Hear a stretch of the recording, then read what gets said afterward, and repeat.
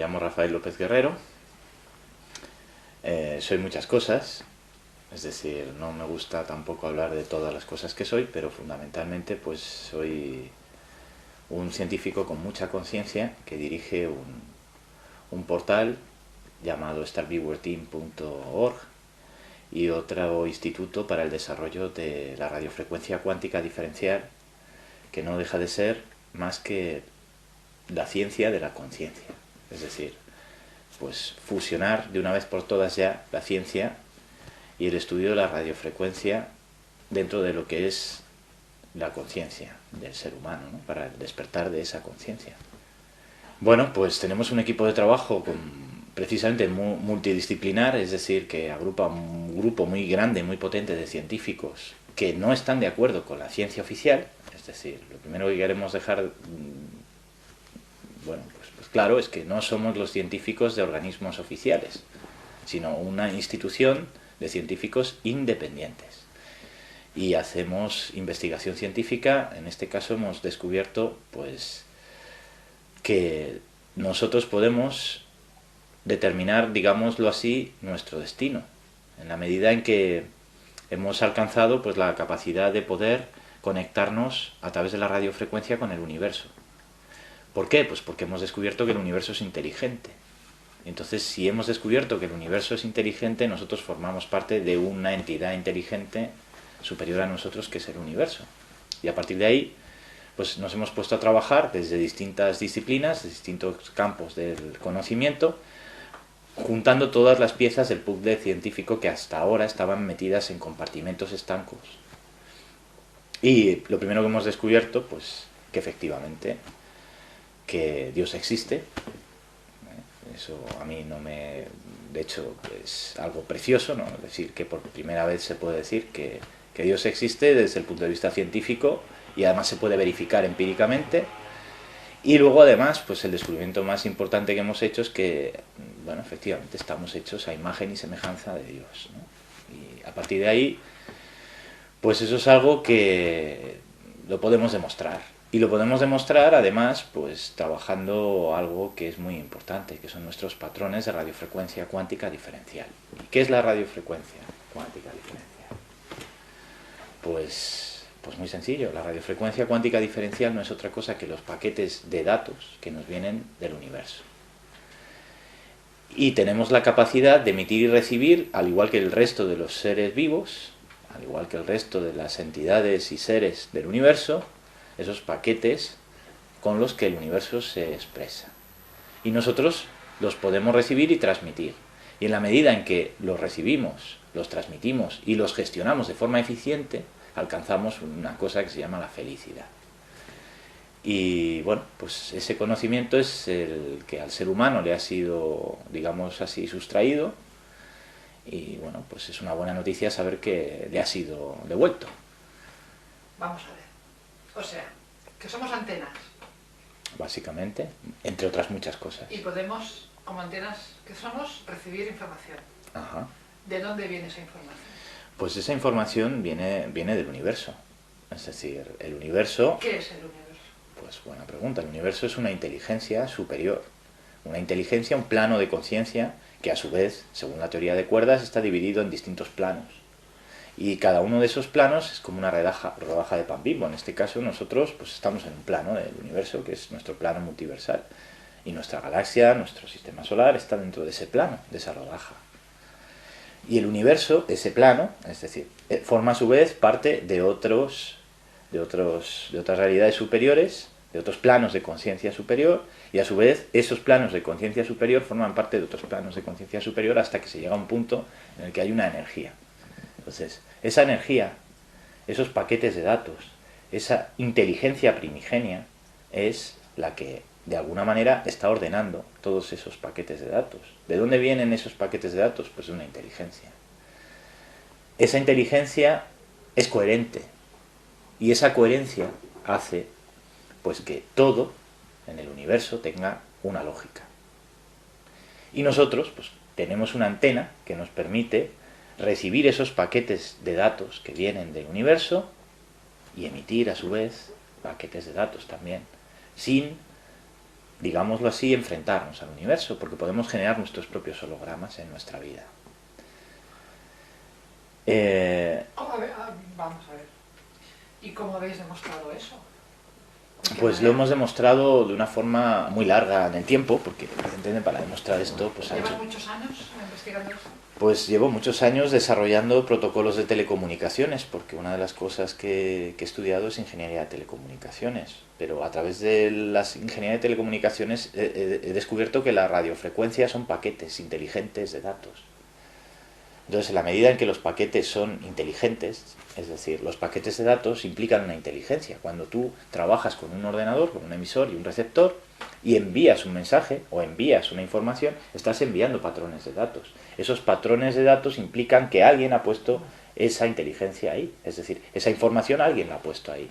Eso no ocurre por caos. Tú no mandas un correo electrónico a nadie por caos. El universo tampoco manda la información de una forma casual, sino que realmente hay una inteligencia que está enviando esos paquetes de datos para que tú los recibas.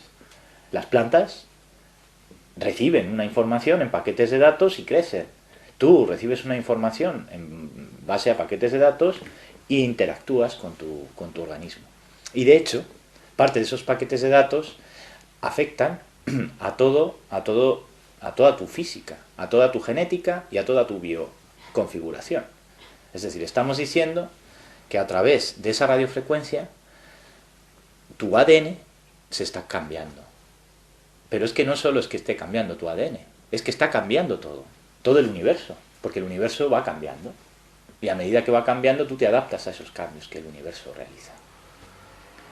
¿Cómo lo hemos demostrado? Pues en dos áreas, en dos frentes. Un frente que va desde la ionosfera hacia el individuo y otro frente que va desde el individuo hacia el universo.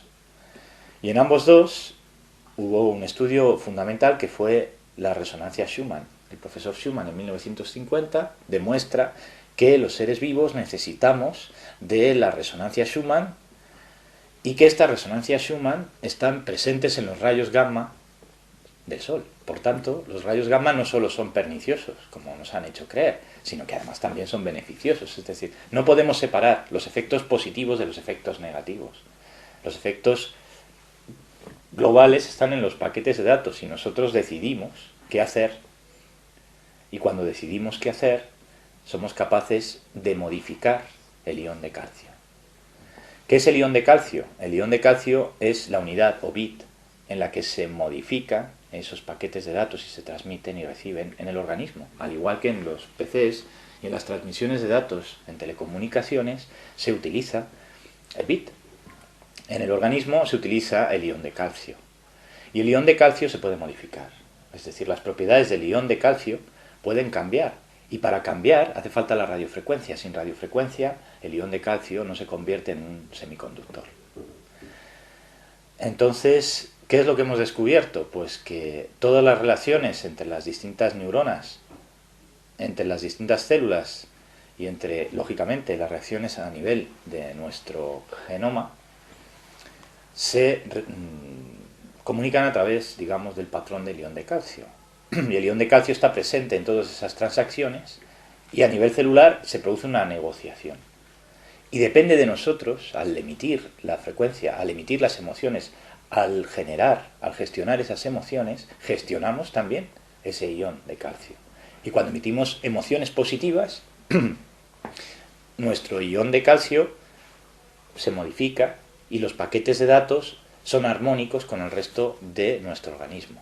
De hecho, en la negociación entre las neuronas se produce la, digamos, reproducción de las neuronas, es decir, las neuronas pueden regenerarse.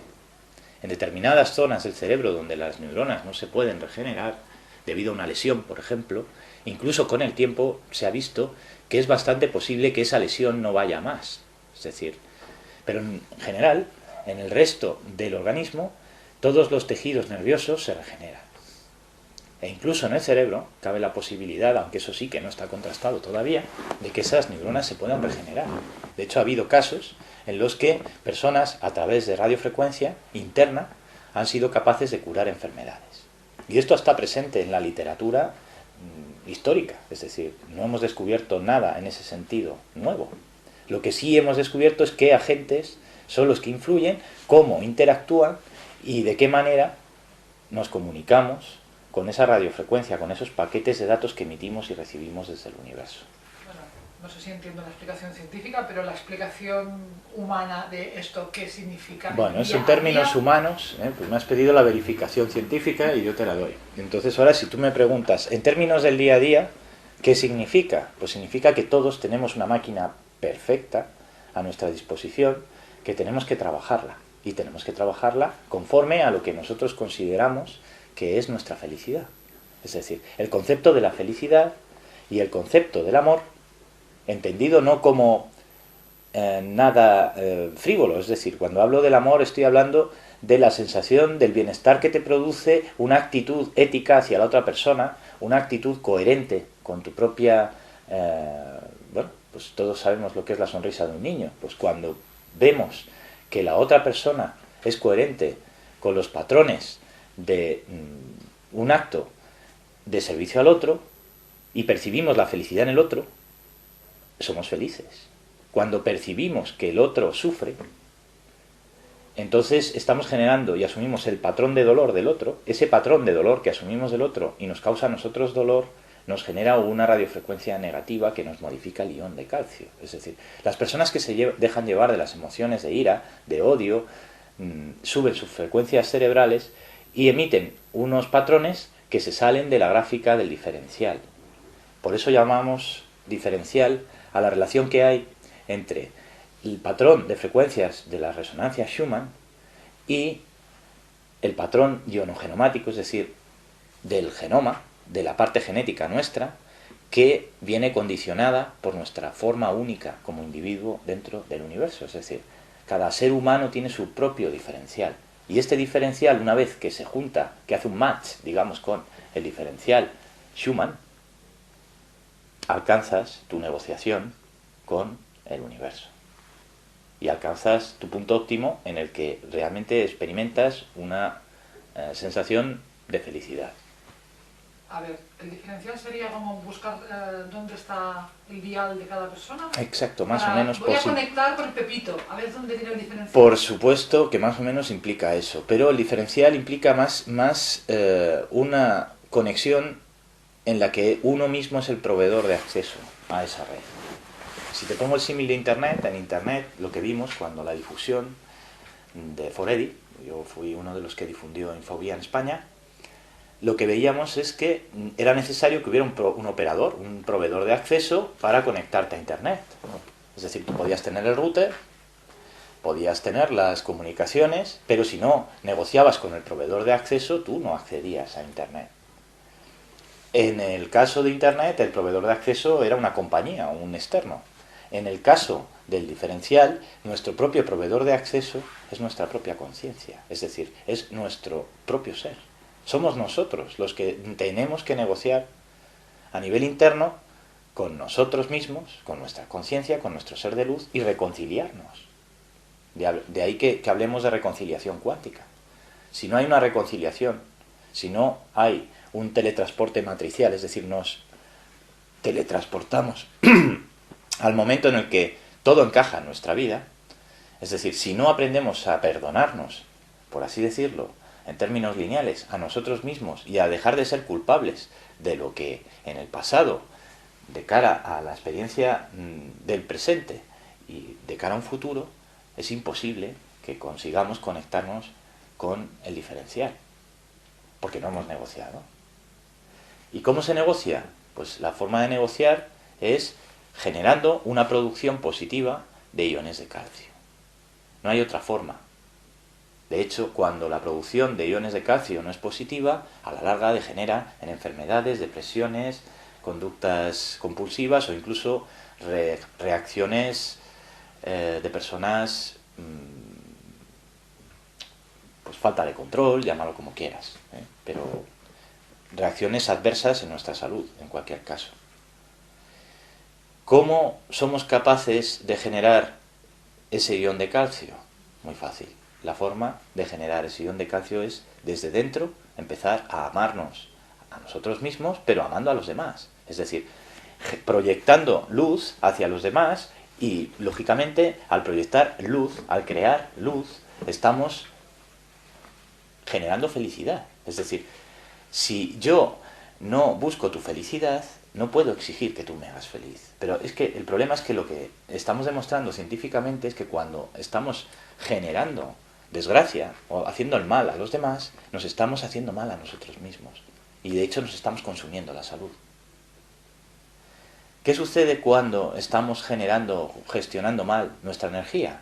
Pues que estamos moviendo nuestros iones de calcio hacia un punto en el que la energía se vuelve negativa.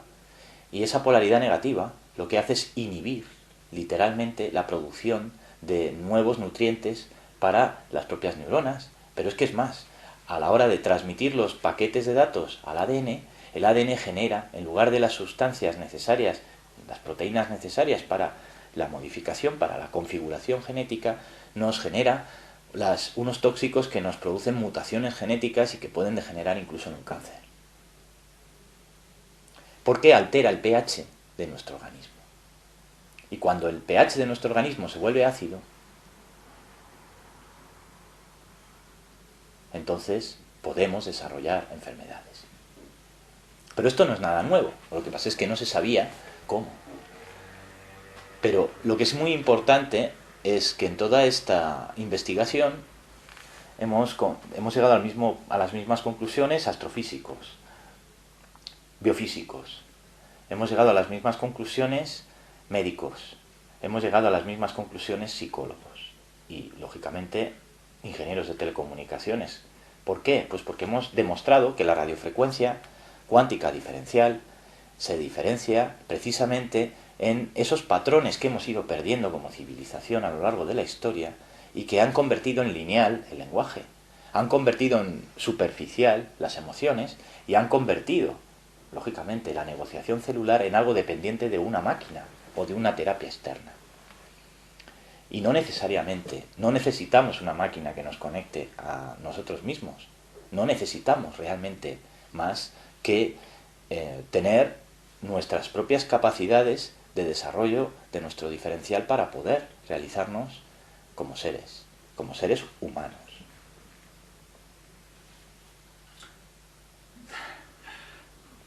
A ver, eres un científico, me estás hablando de amor y de seres de luz, no me cuadra.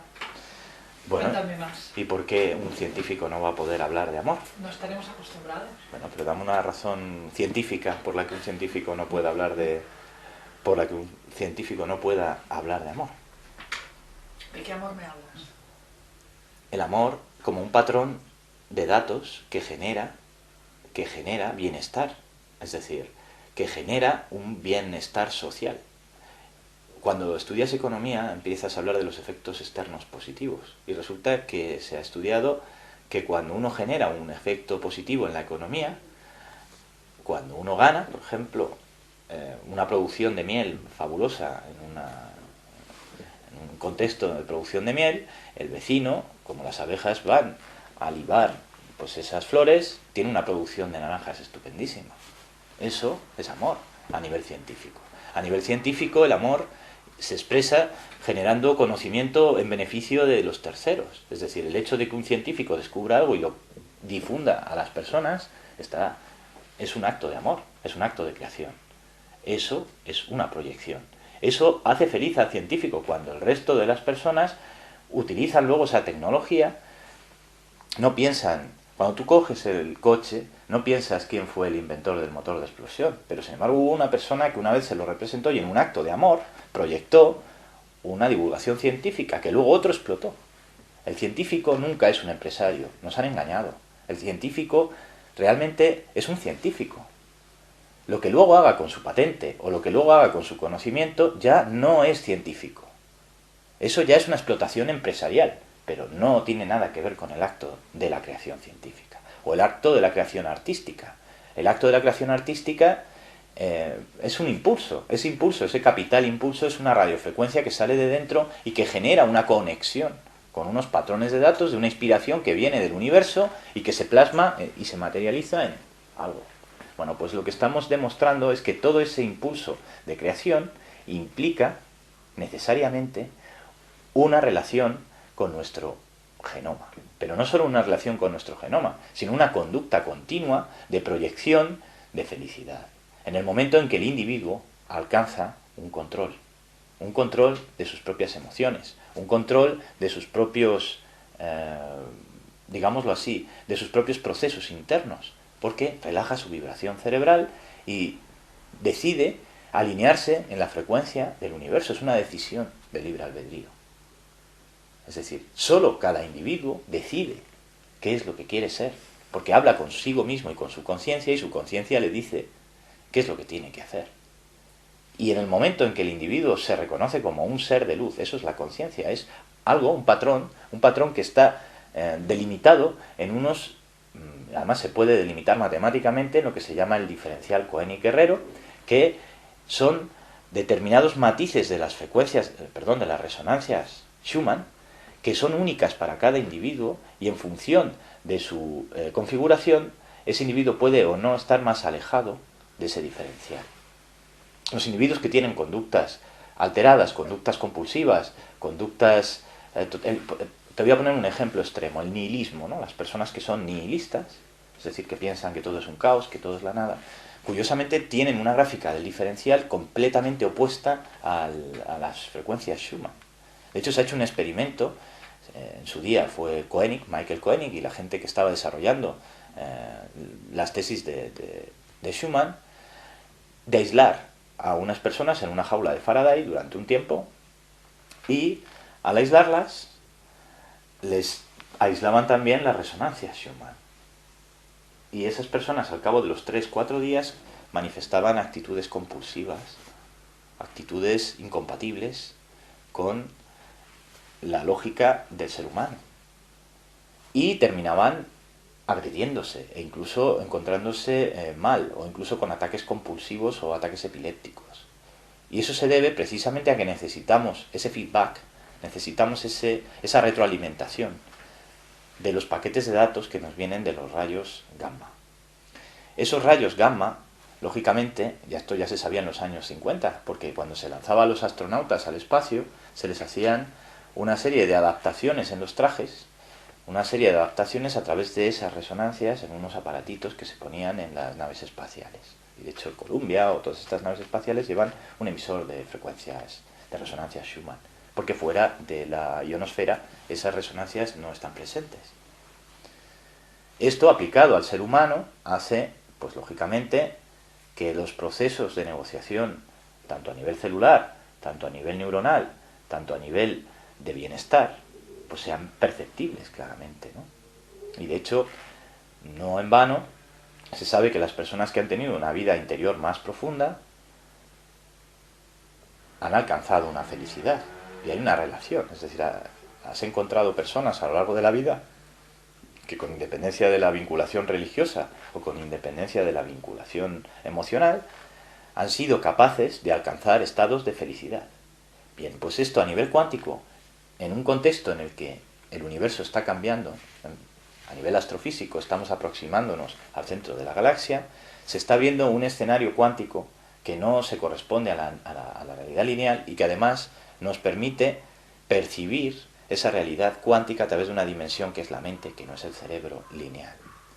Todo esto es una investigación multidisciplinar que intento resumirte de la forma más sencilla, porque estoy contándote temas de astrofísica, de radiofrecuencia, de biofísica, de psicología, y pues en fin, estamos abarcando prácticamente todas las disciplinas científicas desde el punto de vista de la conciencia, pero son convergentes, llegamos todos a las mismas conclusiones. Y cuando tenemos ya todo el puzzle, pues nos faltaba una pieza para encajar, y esa pieza es, bueno, ¿y la radiofrecuencia puede alterar los estados conocidos de la materia? Hasta hace escasamente un mes, 2 meses, no éramos capaces de responder a esa pregunta. Intuíamos que sí, pero no sabíamos. Pero resulta que ha habido 2 estudios, 2 informes científicos muy potentes, uno de una universidad canadiense en febrero de 2010, que demuestra que hay un estado intermedio de la materia, que es el éter. ¿Cómo se ha hecho? Pues a través de un estudio de síntesis de la química orgánica y ha dado lugar a lo que llaman la química cuántica diferencial. Ya volvemos al mismo punto. Es decir, se puede a través de la radiofrecuencia alterar los procesos de la química orgánica generando cristales. Volvemos al mismo punto. Los cristales tienen un potencial, porque de hecho un prisma, cuando la luz atraviesa un prisma, la descompone en colores. Bueno, pues imagina que fuéramos capaces, ahora ya lo somos, a través de la química diferencial, de trabajar con los cristales como fuentes energéticas, pero esa fuente energética también la producimos nosotros dentro, no necesitamos de los cristales fuera. Nosotros también producimos cristales. ¿Cómo? A través de la radiofrecuencia elevamos la temperatura del ion de calcio y lo convertimos en un semiconductor natural. Y realmente lo que está sucediendo es que nos estamos volviendo, estamos generando semiconductores dentro de nuestro propio organismo, que lo que está demostrando es que es la máquina más perfecta que conocemos. ¿Y a dónde nos lleva eso? ¿Cuáles son las implicaciones? Porque además dices que sois varios científicos en diversos lugares del mundo que estáis más o menos llegando al mismo sitio a la vez, lo cual implica que hay una inteligencia universal que está ahí, a la cual todos estáis accediendo. ¿Qué implica eso? ¿A dónde vamos? ¿Hacia dónde vamos? Bueno, estamos todos accediendo. De hecho, hay gente que ya está accediendo. Y es un proceso individual. ¿A dónde vamos? Vamos a trascender. Vamos hacia una trascendencia. Es decir, realmente lo que estamos diciendo es que efectivamente Carl Sagan tenía razón cuando decía que había 3 niveles de inteligencia. Nivel 0 de inteligencia, nivel 1 de inteligencia, nivel 2 de inteligencia y nivel 3. Pues nosotros realmente lo que somos es seres de nivel 3 de inteligencia dentro de un cuerpo de nivel 0. Es decir, el cuerpo solo representa el 3% de nuestra genética, pero el 97% de nuestra genética la estamos empezando a conocer ahora. Y lo que estamos conociendo de nuestra genética es que ese 97% que nos cuentan, que llaman ADN basura o junk ADN, es el que realmente determina el 3% restante. Es decir, podemos cambiar, pero podemos cambiar si deseamos cambiar, pero para eso hay que luchar. Cuando digo luchar, es que hay que querer, hay que creer, hay que tener, hay que negociar esos paquetes con la fe en uno mismo.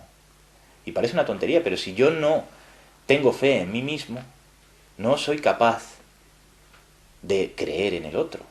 Porque para creer en el otro necesito que el otro perciba de mí que yo estoy seguro de lo que le estoy diciendo. Si yo no soy capaz de proyectar mis patrones de frecuencia y de sentir felicidad, el otro nunca va a ser feliz. Y esto se ve muy claro en el ámbito, por ejemplo, de las relaciones humanas. Cuando alguien no es feliz, curiosamente lo primero que hace es exigirle al otro que le haga feliz. Y eso no es coherente, no es lógico. Porque si tú no eres feliz, ¿cómo vas a exigir del otro algo que tú no estás capacitado para dar? Precisamente eso, a nivel científico, es lo que estamos demostrando, que cuando uno exige que el otro le haga feliz y uno no es feliz, se está convirtiendo a nivel cuántico, por ponerte un símil astrofísico, en la misma energía que mueve un agujero negro. Un agujero negro lo que hace es atraer la luz, pero no da nada a cambio, lo único que hace es exigir que la luz venga. Y la luz la atrapa. Fíjate si atrapa, que es que ni siquiera la luz puede, digamos, escapar a un agujero negro. Sin embargo, la luz es justo lo contrario, es proyección. Entonces, el equilibrio entre la proyección y el agujero negro implica que hay un punto de convergencia en el universo en el que necesariamente se va a tener que reconciliar cuánticamente la materia con la antimateria, los planos con los antiplanos, y vamos a llegar a un punto en el que, lógicamente, vamos a trascender. Y trascender significa que vamos a dejar de ser autómatas. ¿Cuándo somos autómatas? Pues cuando nuestras frecuencias vibran, nuestras frecuencias cerebrales vibran por encima de las resonancias Schumann. A medida que vamos incrementando nuestra resonancia a nivel interno, nuestro patrón cerebral, y estamos más alejados de la resonancia Schumann, incurrimos en conductas más nerviosas, más impulsivas, menos racionales, más primitivas, menos pensadas, e incluso, llegados a un punto de los 30 hercios, podemos incurrir en un ataque de histeria o incluso de agresividad, o incluso por encima de esos ciclos en una agresión. incluso una autoagresión. ¿Qué sucede? Que lo que se está observando es que a medida que el individuo tiene un punto óptimo de relajación, es decir, un punto óptimo de relajación, es decir, tampoco tiene que estar en 5 hercios, con que esté en 13 hercios, 12 hercios, está en el punto, en el umbral máximo del alfa, del estado que se llama alfa. En ese estado estás consciente, estás productivo y vas hiperactivando tu intuición. Y además, el aprendizaje se multiplica por 10. De hecho, hay experimentos que demuestran que las personas en estado de alfa aprenden mucho más que las personas que están en un estado de conciencia normal. Bueno, pues hay un punto en el alfa que es justo el límite con el estado de conciencia, digámoslo así, normal, que implica un estado de conciencia normal, pero una negociación con nuestros patrones de radiofrecuencia y la resonancia Schumann. Y esto se conoce como el umbral del diferencial Koenig-Guerrero. Este umbral lo que nos permite es estar permanentemente conectados con el universo sin dejar de percibir la realidad lineal. Es decir, no es que estemos fuera de nuestro cuerpo, estamos perfectamente alineados con nuestro organismo, pero estamos segregando una serie de sustancias que nos abren la percepción y que nos desarrollan una serie de capacidades cerebrales que hasta ahora estaban en estado de hibernación, o llamarlo así, que estaban atrofiadas porque no las usábamos, no sabíamos usarlas. Porque a donde vamos, y esto ya no lo digo yo solo, lo dicen muchísimos científicos que están pues dentro del equipo nuestro y fuera del equipo nuestro, pero el mismo Nassim Haramein ha demostrado que estamos dando un salto dentro de un espacio cuántico porque estamos percibiendo una realidad cuántica a través de una dimensión no solo física, sino una dimensión mental. Y la cuestión es que la dimensión mental no es estrictamente física. Es decir, nuestra mente es una entidad, digamos, por supuesto que tendrá un parámetro que está en el cerebro, pero por así decirlo, tiene una dimensión cuántica, no una dimensión lineal. Entonces, en ese sentido, pues cuando estamos trascendiendo, también estamos desarrollando unas capacidades. Y al final, lo que es muy importante es que el individuo aprenda a gestionar sus propias emociones. Es muy cómodo en esta sociedad pues recurrir a, no, es que me tomo una pastilla que me va a relajar, no, es que me tomo una pastilla que me quita el dolor, no, es que me tomo una pastilla o lo que sea, da igual, o me enchufa una maquinita y me da un masaje. Vale, ahí lo veis por la tele y ya esto ya es el colmo de la comodidad, una maquinita que me hace no sé qué y me articula los músculos y me deja sin que yo me mueva de una silla. Bueno, vamos a ver, ¿no os dais cuenta de que realmente el ser humano no necesita esto para ser feliz? Es decir, si ya lo que estamos es llegando al extremo de que los demás sean los que determinen qué necesitamos nosotros para ser felices, ¿qué sucede con el individuo? ¿No tendrá capacidad de decisión? Y entonces, ante esa respuesta, lo que analizamos es precisamente que justo todo lo contrario. Las personas que más capacidad de decisión tienen, curiosamente, son las más responsables, las que más aman, las más conscientes, las que más desarrollan sus capacidades y las más sanas. Y dices, ¿y por qué pasa esto? Pues está claro, porque hay una reacción química en el organismo y una evolución física como consecuencia de esa reacción química. Y eso es lo que hemos verificado a través del ion de calcio, que además, curiosamente, se convierte en un superconductor, lo cual quiere decir que la capacidad de transferencia de datos que genera es 10 veces mayor que en circunstancias normales. ¿Qué significa esto? Pues que un individuo que esté conectado al diferencial de forma sostenida, de forma continuada, pues va a desarrollar capacidades de canalización cuántica, de conexión con el universo, va a desarrollar capacidades físicas cerebrales que antes no tenía. Y va a estar más sano. ¿Y cómo se consigue eso? ¿A través de la relajación, la meditación, los mantras, ponerse cabeza para abajo? Pues cada uno como sepa. Es decir, cada uno sabe cómo lo consigue. Pero hay una cuestión sustancial. Y es negociando con uno mismo y no engañándose uno a sí mismo. Es decir, aceptándose uno tal y como es. Y aceptándose uno tal y como es, y sobre todo, que es lo más importante, reconciliándose uno asumiendo los errores, aceptándolas, como si la vida fuera una formación. Por poner un ejemplo, uno tiene que asumir que su vida es una formación para llegar a un momento. Y en este momento tomar conciencia de mí mismo. ¿Por qué no tomamos conciencia de nosotros mismos? Y estamos a expensas, insisto, de que los demás nos cuenten qué es lo que tenemos o no que hacer. Esto es como un ordenador. Tú lo tienes con un software que es el Windows y de repente decides que lo quieres poner con el Linux. ¿Qué sucede cuando lo cambias a Linux? Pues resulta que descubres que tu PC es mucho más potente de lo que antiguamente era cuando tenías el Windows. Pero eso es una decisión tuya. Es decir, hay gente que es más cómodo cortar, copiar y pegar porque se siente más seguro cortando, copiando y pegando. Es decir, una realidad lineal en una cuadrícula de la que no me salgo porque así no me puede el miedo. Y otra opción es voy a perder el miedo. ¿Por qué tengo miedo? ¿Miedo de qué? ¿De ser yo mismo? Bueno, a ver, ¿qué es lo que me hace feliz? ¿Ser como los demás quieren que sea? Es decir, estar alrededor de los demás y vivir desconectado de mí mismo, o tomar conciencia de mi realidad, tomar conciencia del universo, guiarme de la intuición y tomar decisiones a nivel químico, porque realmente cuando hago eso estoy tomando decisiones a nivel químico y tiene una recompensa, que es la felicidad. Y cuando un individuo es feliz está más sano. Cuando un individuo toma conciencia de que es feliz, hace felices a los demás, porque aprende a ser un individuo del servicio al otro.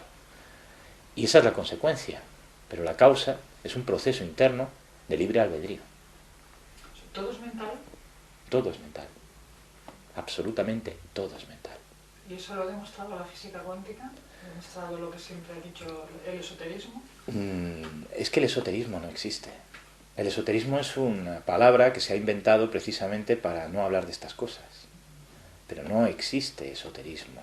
Lo que existe es desconocimiento de muchos procesos y que han estado defragmentados, pero a disposición del individuo. De hecho, las culturas antiguas ya conocían todo esto ya lo conocían los mayas, lo conocían los egipcios, lo conocían los aztecas. El problema no está en ese conocimiento, el problema está en que individualmente hemos sido sustraídos de ese conocimiento, pero tampoco ha habido una motivación por parte del ser humano, salvo excepciones muy honrosas, por tener acceso a ese conocimiento. Porque en el equipo nuestro lo que decimos es que todos nacemos científicos, el bebé es científico. Pero aunque el bebé sea científico, si luego los padres del bebé le enseñan a no ser científico, a ser, no, tú tienes que hacer, tú no puedes, los pensamientos negativos, la negatividad, el hándicap individual, inducido por los terceros, ojo, termina haciendo que el propio individuo se cree una serie de barreras de acceso a su propia seguridad, a su propia necesidad, a su propia felicidad, y de hecho generará traumas, generará depresiones, generará consecuencias sociales negativas, y diariamente estamos potenciándolo en una sociedad en la que apenas tenemos tiempo para pensar. Pero ¿qué sucede si de repente el tiempo a nivel cuántico desaparece y entramos en un escenario de no tiempo? Pues que, en primer lugar, nos vamos a encontrar con una realidad en la que o tomamos las riendas de nuestro propio tiempo o nos vamos a sentir deprimidos cuando no encontremos un estímulo externo que nos satisfaga. ¿Qué va a pasar cuando un individuo quiebra? ¿Se va a suicidar? ¿Qué va a pasar cuando un individuo se pone enfermo? ¿Se va a suicidar? ¿Vamos a ir a una sociedad de suicidios colectivos? ¿Y por qué?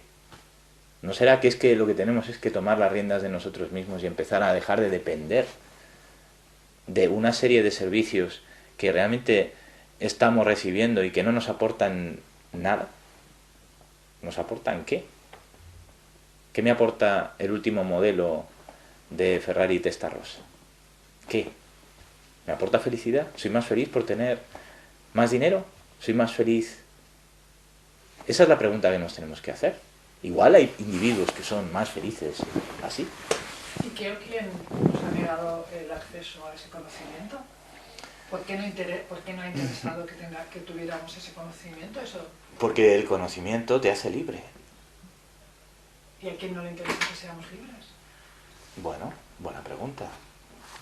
Pero probablemente esa pregunta no la tenga yo que contestar. Yo soy un científico. Creo que utilizas algunos métodos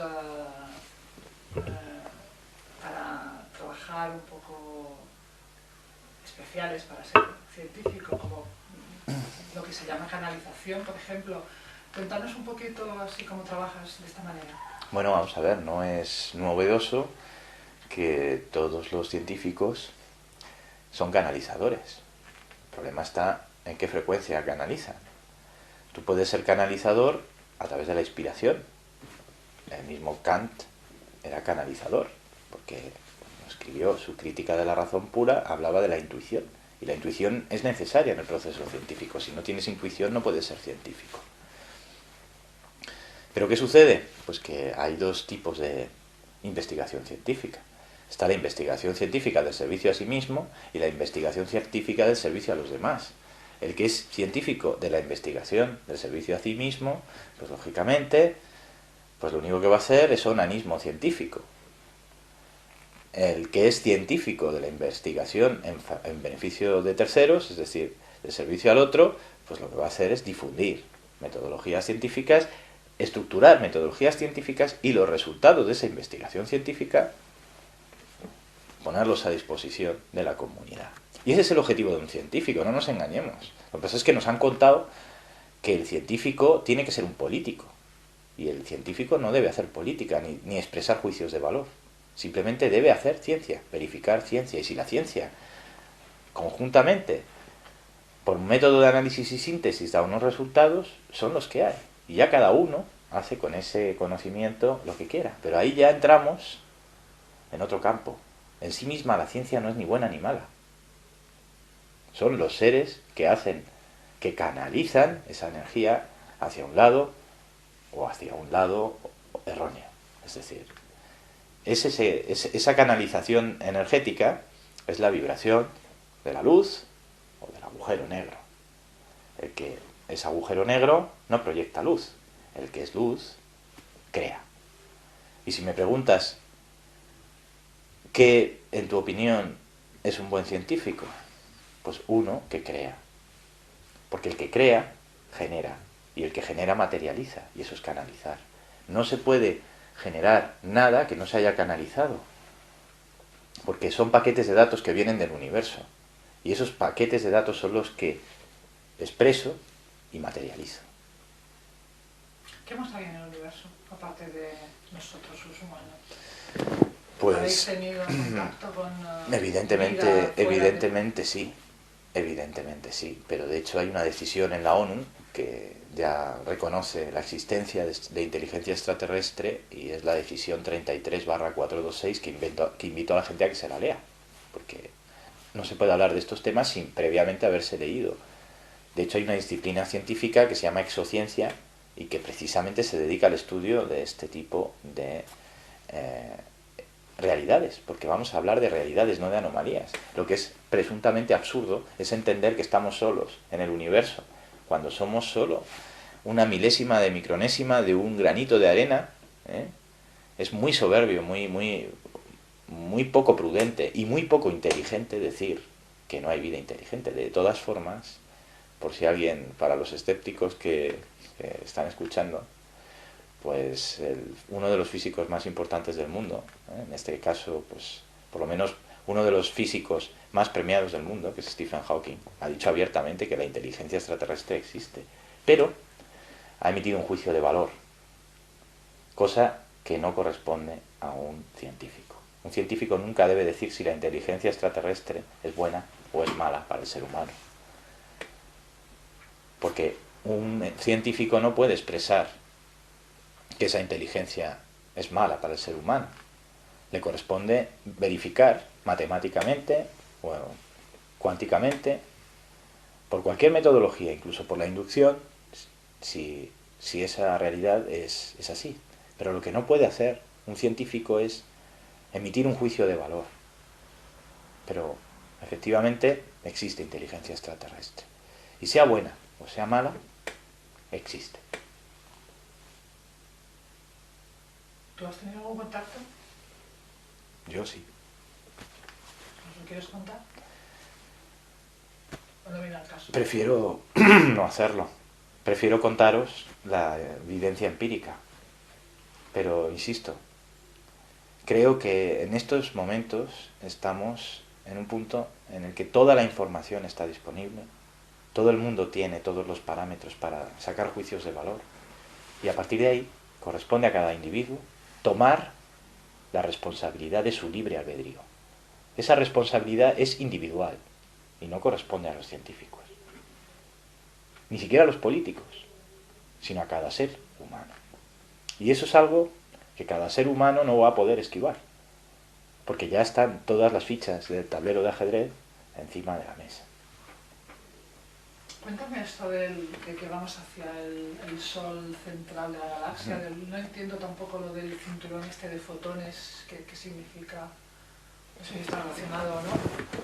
Sí, en principio, una de las cuestiones que estamos analizando, y esto bueno ya se sabe desde hace por lo menos 20 años, que hay distintos expertos astrofísicos que lo han investigado, es la aproximación de nuestro sistema solar al centro de la galaxia. Esa aproximación al centro de la galaxia implica una atracción cíclica que realiza pues toda la zona de lo que llaman el clúster nuestro, va por un eje, es como una autopista, y cada aproximadamente 26.000 años le damos un giro a una zona que es el cinturón de fotones, que es toda la zona de polvo cósmico que está en el centro de nuestra galaxia. Junto a ese giro, que es un giro elíptico, damos otro giro en circular que se produce cada 200.000 millones de años. Es decir, estamos hablando de dos giros, uno radial, es decir, la galaxia tiene 100.000 millones de años luz, pues tardamos aproximadamente esos 200.000 millones de años en darle una vuelta completa, pero junto a eso hacemos un giro en espiral al cinturón de fotones. Y eso implica girar en torno a un sol central que se llama Alción. ¿Cómo? Que se llama Alción, el sol central. ¿Vale? En principio, esto lo conocían ya los mayas, ¿de acuerdo?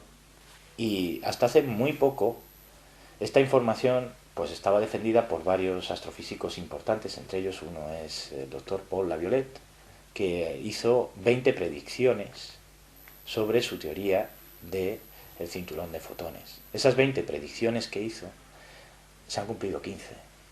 Es decir, es la primera teoría astrofísica del siglo XXI que se está cumpliendo.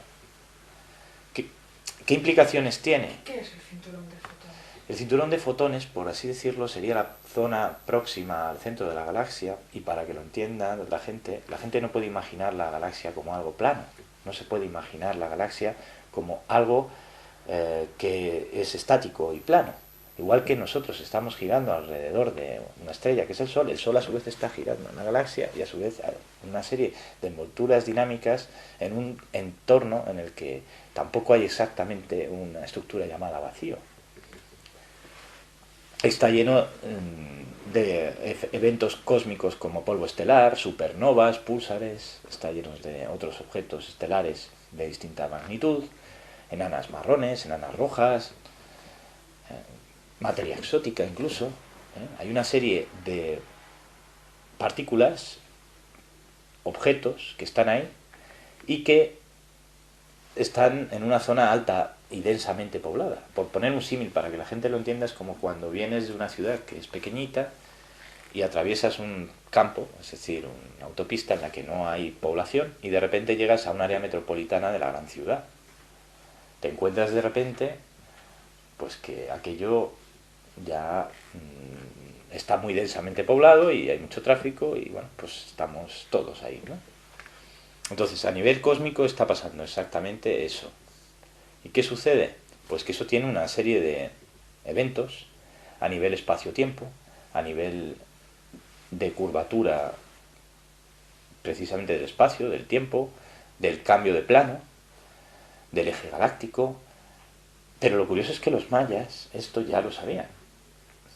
Lo curioso es que los mayas ya hablaban del no tiempo. Y el efecto es llegar justo a un punto en el que empezamos a acelerar cuánticamente a una velocidad brutal hacia el centro. Es como en una montaña rusa cuando llega el motor y de repente cuando impulsan la parte más alta de la subida de la montaña rusa, pues el eje tractor es con una aceleración casi instantánea, es para luego volver a bajar más lentamente, con una frenada. Pues en el momento en que entramos en ese eje tractor, ese es el cinturón de fotones, nos transporta a otro punto, a otro plano. ¿Qué es el no tiempo? El no tiempo es el final del tiempo lineal. O sea que el tiempo en el que vivimos tiene un final. Y al final ahí... La cuestión es que el tiempo que vivimos realmente es un holograma. ¿Qué es un holograma? Un holograma es una proyección cuántica de algo que no es real. Estamos viviendo una realidad que es virtual. ¿No somos reales? Somos reales en la medida en que tenemos una realidad lineal, perceptible por nuestros sentidos, pero hay una parte de nosotros que no es lineal, es decir, no es un ser de nivel 0.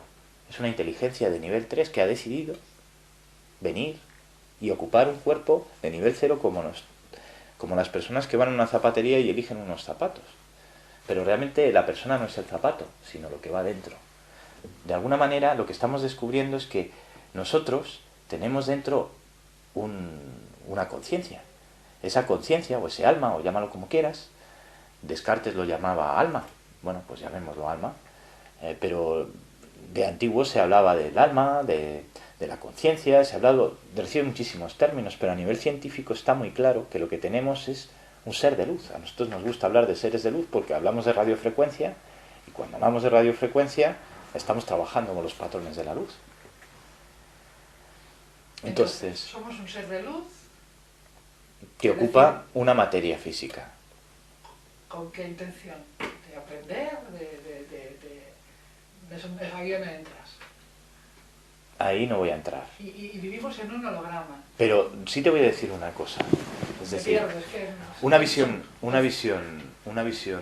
muy clara de algo así implica tener una exposición muy larga.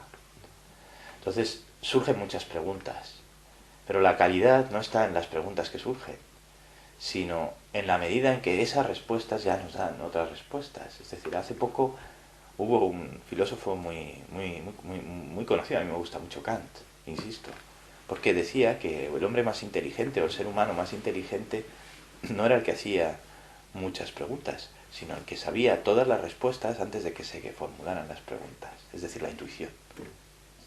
¿Qué es lo que nos hace inteligentes? La intuición. Lo otro es la demostración de esas verdades que intuimos a priori y que a lo mejor a posteriori tenemos que demostrar empíricamente. Pero ¿y no hay mayor demostración empírica que la felicidad? Es decir, ¿cuál es nuestro objetivo en la vida? Pues obviamente ser felices. ¿Y qué sucede si somos felices? Pues si somos felices, pues hemos pasado un curso. ¿Qué sucede después? Pues probablemente que subamos otro curso. ¿Pero qué está sucediendo ahora? Pues que estamos en la selectividad cósmica. Entonces vamos a tener que pasar el examen de selectividad cósmico o sí o sí.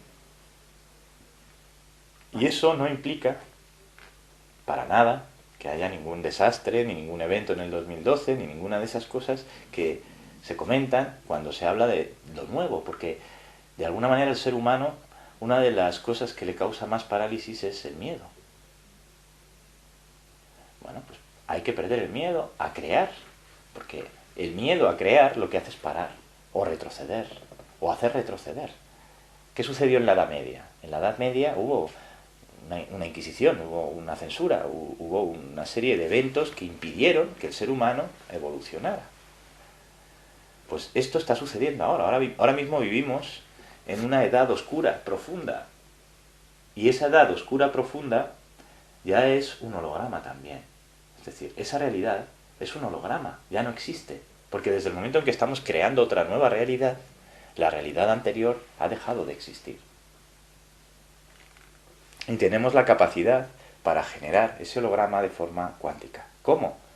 Proyectándola, eligiendo en qué frecuencia queremos vibrar. Porque lo que estamos descubriendo, y esto ya es imparable, es que hay un punto en el que el ser humano, ya cuando tiene el conocimiento, decide qué hace con él. Ya no se puede escudar en, no, es que no sé, no, sí sabes. Ahora tienes que decidir, aquí tienes las riendas. Y no te queda más remedio que tomar posición, elegir si quieres ser de luz, un ser de luz, o si prefieres retar al universo y convertirte en no luz. A nosotros no nos gusta hablar de bien ni mal, nos gusta hablar de ser de luz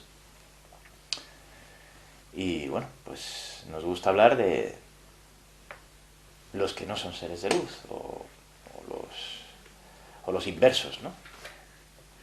¿Y qué sería la muerte desde esa perspectiva? Pues la muerte no existe, porque la muerte es un tránsito, es decir, la muerte es a nivel físico. Desde esa perspectiva, la capa física solo es una capa pequeña. Desde nuestro punto de vista racional, humano, apegado a lo material, pues la muerte es algo desconocido que nos da miedo, claro, nos da miedo. Volvemos una vez más. ¿Por qué nos da miedo cambiar? Si la muerte es un cambio de estado. Es un cambio, simplemente. Desde esa perspectiva, la muerte simplemente es un cambio de estado. Pero ese cambio de estado es un tránsito que una vez que se traspasa, se pierde el miedo. Lo curioso es que llevamos una división dentro del equipo IRCAI que estudiamos también esas experiencias próximas a la muerte y bueno, pues tenemos un experto que trabaja sobre ello y estamos también realizando investigaciones en este particular y llegamos a esa conclusión, que la muerte es un cambio. La muerte no es el final de nada, sino una transición hacia otro estado cuántico, superior de conciencia. Por así decirlo, estamos en el estado material. Es en el que, digamos, el más bajo a nivel cuántico, el más pesado a nivel físico, pero por encima de ese estado hay realidades multiversales mucho más complejas y mucho más ligeras. Y la luz, que es el patrón más ligero de nuestro plano material, se desplaza más rápido que el resto de los objetos que tienen materia, eso ya lo sabemos.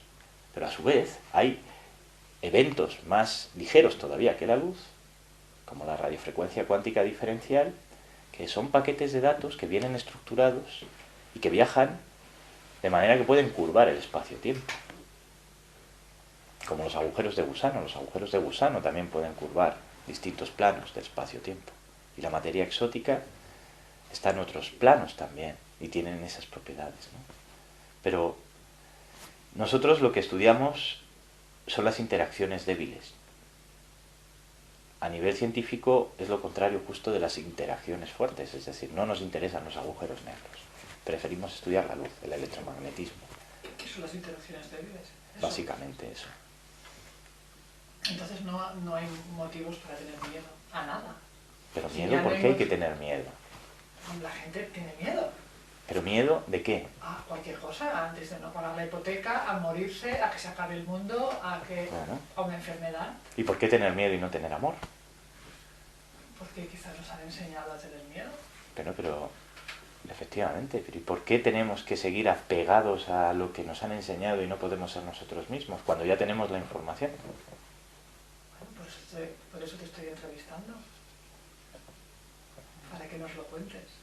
No sé, eso es una respuesta que yo os puedo dar mi punto de vista. Aquí sí que os puedo dar ya mi opinión humana, ¿no? Ahora ya no os voy a hablar como científico, porque esto ya es un punto de vista. Científicamente está verificado que es mucho más eficiente e inteligente tener amor que tener miedo. ¿Por qué? Pues simplemente porque eres más feliz. Y es nada más que eso ya merece la pena, que eso sea verdad. Ahora, como opinión personal, pues evidentemente pienso que yo soy feliz gracias a que he perdido el miedo. Si yo soy feliz gracias a que he perdido el miedo, significa que cuando tenía miedo no era feliz. En entonces, a partir de ahí, cada uno debe sacar sus propias conclusiones y, por supuesto, su elección, porque volvemos una vez más al libre albedrío. Podemos ser libres hasta de tener miedo, libres hasta de decidir ser infelices. Ahora, eso sí, el que decida ser infeliz, que se vaya con los infelices y que no intente obtener los beneficios del que es feliz, porque eso el universo no lo va a permitir. Nos habíamos quedado en el cinturón de factores y que llegábamos de alguna manera, que no sé cómo es, al no tiempo, que tampoco sé lo que es. El no tiempo es un punto de inflexión cuántica en el que se superponen los distintos planos multiversales en uno. Es decir, el tiempo, de hecho, a nivel lineal es una creación del ser humano. El tiempo no existe. A nivel cuántico se trabaja con unidades pues como los atosegundos, o se trabaja con unidades de tiempos que son infinitesimales, es decir, ni siquiera se pueden describir desde el punto de vista de la concepción de un tiempo. Un atosegundo, pues prácticamente es el instante en el que la luz recorrería 1 kilómetro o 2 kilómetros. Por debajo de eso hay incluso medidas. ¿Qué te quiero decir? Que de alguna manera estamos trabajando con el tiempo como una dimensión a nivel global. ¿Qué supone la vida humana dentro del espectro de la vida del universo? Nada, nosotros no somos ni siquiera un suspiro, ni siquiera un suspiro. Y tenemos la arrogancia de intentar explicar el universo, si realmente nosotros no somos ni siquiera un suspiro del universo, ni siquiera un suspiro. Es como cuando tú haces. Eso somos nosotros, en el universo comparado con la vida del ser humano. Pues el tiempo es una unidad que hemos inventado nosotros para medir nuestra proyección lineal, porque necesitamos relacionarnos y estar a tiempo en los sitios. Efectivamente, es una unidad de valor también, porque compramos tiempo, por eso trabajamos, para disfrutar del tiempo. Pero ¿qué sucede si de repente nos damos cuenta de que toda esa estructura quiebra y se hace pedacitos? Y desaparece la estructura económica y de repente un día te encuentras con que, bueno, pues nada, ya no hay una estructura económica, no tengo por qué comprar tiempo, tengo todo el tiempo del mundo, por ejemplo. ¿Qué sucedería? Lo curioso es que hay un estudio sociológico que demuestra, este es en concreto de la Universidad de California, y demuestra que a los seres humanos que han estado acostumbrados a vivir en una situación de estrés, en el momento en que son despedidos de su empresa, lo primero que les entra es un pánico, y después de esa crisis de pánico, muchos se suicidan. Y de hecho sucedió hace no mucho, en 2008, muchos de los trabajadores de France Telecom se suicidaron tras ser despedidos. ¿Eso es realmente lo que somos? ¿Realmente es eso lo que somos? No. El problema está en que nos han programado, nos han metido un software dentro del cerebro que nos hace ver el tiempo como una realidad. Nos hace ver esto que es una columna, o esto que es un mueble, y lo reflejamos, lo proyectamos a nivel psicológico como si fuera una imagen. Porque para que nuestro cerebro lo entienda, tenemos que percibirlo mental como algo lineal. Pero realmente en el ámbito de la física cuántica lo que estamos percibiendo es otra realidad que no es lineal. Y una realidad que no es lineal no la podemos reducir a tiempo, no la podemos reducir a algo lineal. Otra cosa es que cuando lo explicamos intentemos minimizarlo o hacerlo comprensible, pero la razón no nos puede dar la medida de las cosas que intuimos por la física cuántica, porque tenemos unos patrones de datos que nos hacen comunicarnos precisamente con ese universo que es más inteligente que nosotros. Entonces, ¿cómo nosotros, siendo menos inteligentes que el universo, vamos a poder entender al universo? La única fórmula es negociar con sus paquetes de datos y trabajar con esa información. No tenemos otra forma de hacerlo. Pero ¿qué sucede cuando se une distintos planos multiversales? ¿Qué sucede si se consolidan todos los universos en un punto material? Pues que estamos aquí. Es decir, ¿qué es lo que somos realmente? Un holograma. Porque existen en física cuántica distintas dimensiones. Es decir, en este momento yo puedo estar hablando contigo, pero imagínate que no hubiera venido a esta entrevista y me hubiera ido con mi familia, que es lo que tenía que hacer.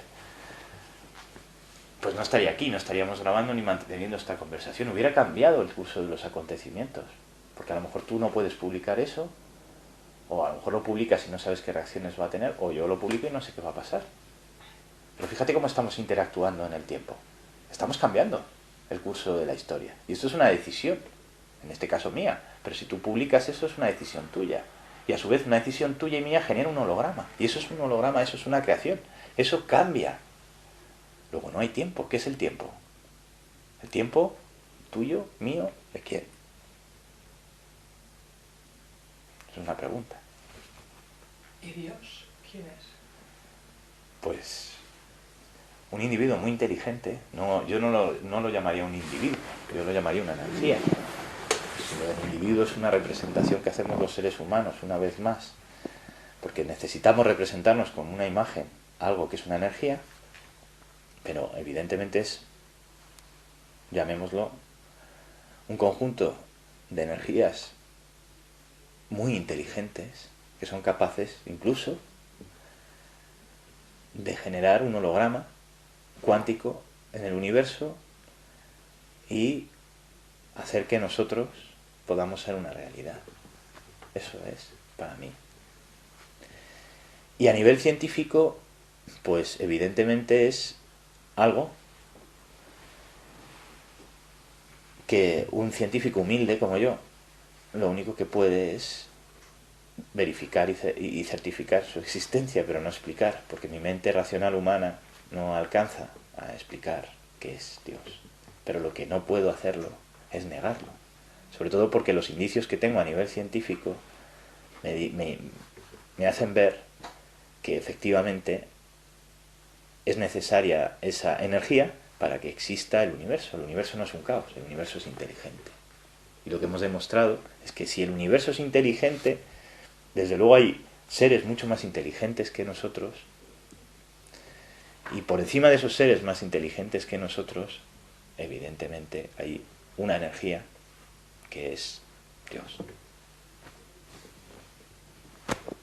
Háblame de este grupo de científicos. ¿Os habéis unido de manera independiente? ¿Se puede decir que no estáis en el sistema? ¿O? No, claro que estamos en el sistema. El sistema está regulado por la Constitución española, perdona, pero estamos en el sistema, ¿vale? Otra cosa es que no es habitual, no estamos acostumbrados a, ¿vale? Es decir, ¿o qué sucede? Que el sistema tiene que ser que todos tenemos que ir por el mismo camino. No, señor. Dentro de los caminos posibles hay muchas alternativas. Entonces, precisamente una de las cuestiones más importantes que estamos dando es un marco jurídico potenciando la libre investigación científica según el artículo 20 de la Constitución española, que como sabes es un derecho fundamental del individuo. Entonces, todos hacemos esto porque nos gusta, nada más. ¿Por qué lo hacemos? Pues porque nos gusta, porque disfrutamos haciéndolo y porque somos felices. Porque nos gusta proyectar el conocimiento y porque somos científicos. ¿Y qué es un científico? Pues un científico es el que investiga las cosas para difusión, para contárselo al ser humano, que somos todos. Ese es el verdadero científico. ¿Y para quién trabajamos? Pues depende. Si hay una división universitaria que colabora con nosotros, pues hacemos un proyecto determinado y perfecto, se hace un proyecto determinado con una aplicación.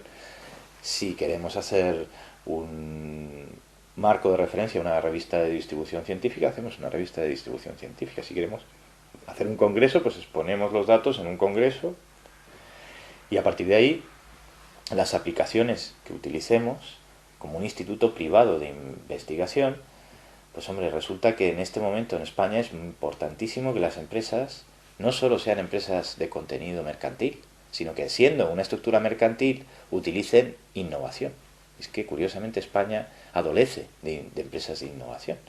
Fuera de España este tipo de compañías es mucho más habitual.